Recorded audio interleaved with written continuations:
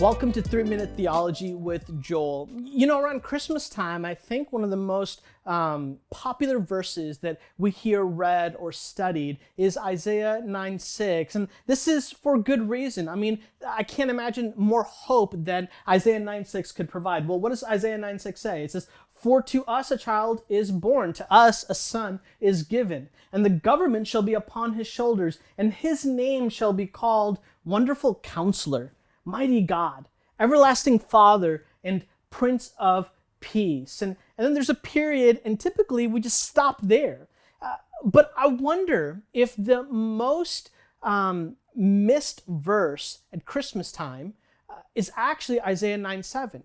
One of the things that we want to do when we study biblical theology, when we study scripture and verses, is to study the verse in its context. So we want to study the verses that come before and after, and we want to get to this question: what is the author meaning? What is he intending for us to understand? Well, I actually think verse 7 is incredibly important, because catch this. Verse 7 says, "Of the increase of his government and of peace, there will be no end."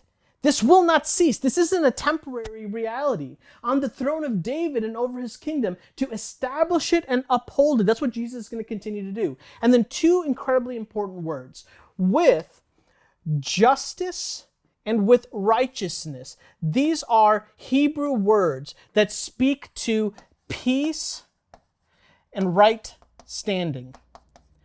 These are words that tell us of the character of this person who is Wonderful Counselor, Mighty God, Everlasting Father, Prince of Peace. This is the promise of what is actually going to take place.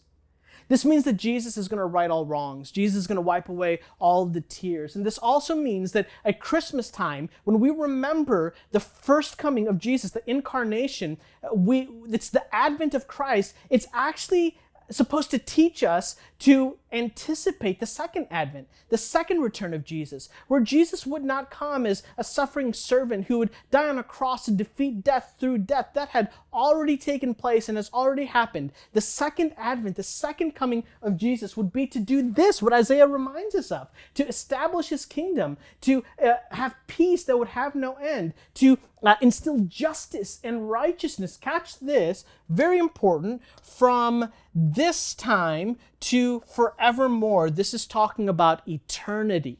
Eternity.